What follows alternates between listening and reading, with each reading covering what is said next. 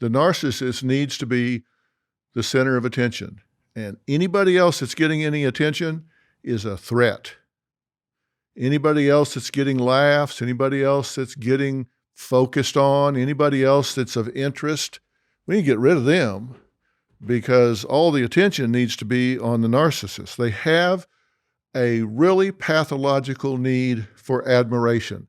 They need people to tell them how smart they are, how interesting they are, how special they are, show them how entitled they are.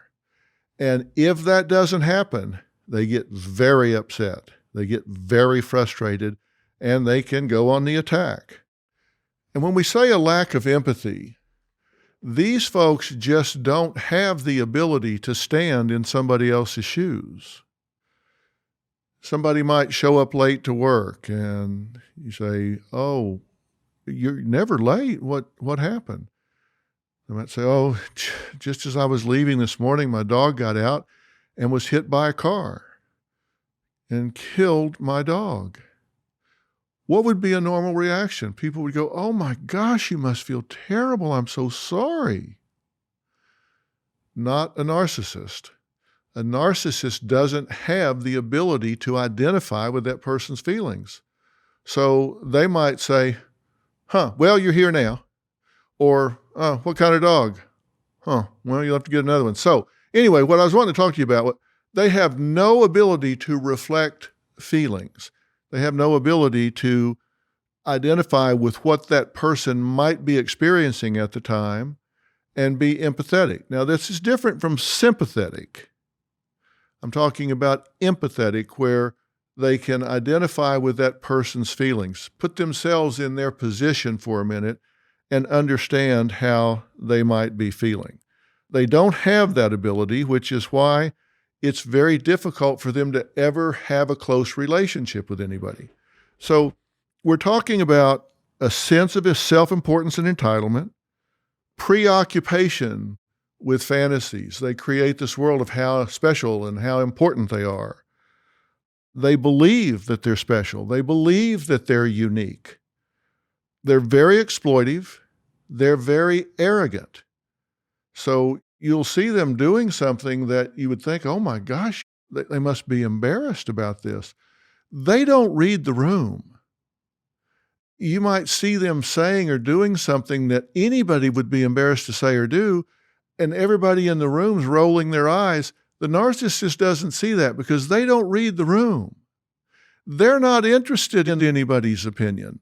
They just want to know that they're the focus of attention, and they assume everybody thinks they're as special and unique as they think they are. Again, they're very envious of anybody else that thinks they're special or has a unique perspective or point of view.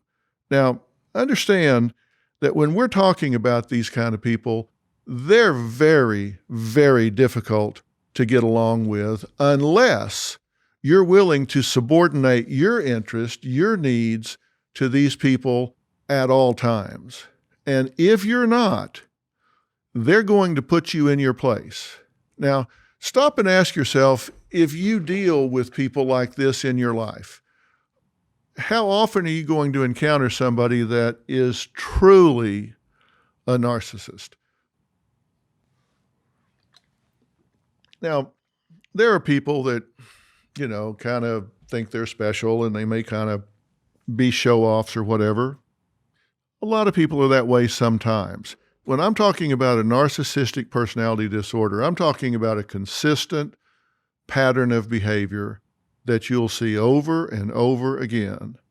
Not occasionally, not they just have a day where they just kind of think they're all hot stuff. I'm talking about a pattern of behavior across time. Now, these people tend to gaslight you if you try to call them on their behavior. In fact, I always tell people that ask me about it, they say, "Look, I've put up with all this that I'm going to put up with. So, Doc, I'm just going to call them out. I'm just going to confront them and get in their face and let them know you're not special, you're not unique, you're taking advantage of me, and I'm not putting up with it anymore." So what do you think, Doc? Don't you think I should do that? You know what I always tell people? Don't bother. Don't bother. First off, they already know what they're doing. You're not going to tell them anything. So if you're doing that, you're doing it for you, not for them, because they're not going to change based on what you say to them. What they're going to do is gaslight you. You're going to hear a lot of statements like, "You're the narcissist. I never said that. I'm not angry. I'm not taking advantage of you. I'm not that way. You're that way. Look at you. You're judging me." They're going to play the victim role and attack you, and before it's over, they're going to be in a victim role and telling you that you're the one with the problem. And trust me, they have more staying power than you do. They will never give it up. These folks don't respond to therapy very well at all. About a third of them that get into therapy, they'll get up and walk out in a rage as soon as you start to take their inventory. About a third of them will find something about the therapist they don't like, and they'll start criticizing and trying to get into a battle of wills, try to win a debate rather than learn anything. And, the remainder, they might try to listen for a period of time. Some might get some better, but I can tell you, generally speaking, I think some of these people actually get worse in therapy than better, because the therapist tries to point out to them what their deficiencies are, such as a lack of empathy. And they say, "What do you mean?" And they might use the example that I used of what happens when somebody comes in and says their dog got run over. So what they're doing is basically teaching the narcissist how to mimic empathy. So all they've done is make the narcissist more dangerous, because now the narcissist at least knows how to mimic the first layer of empathetic conversation or behavior.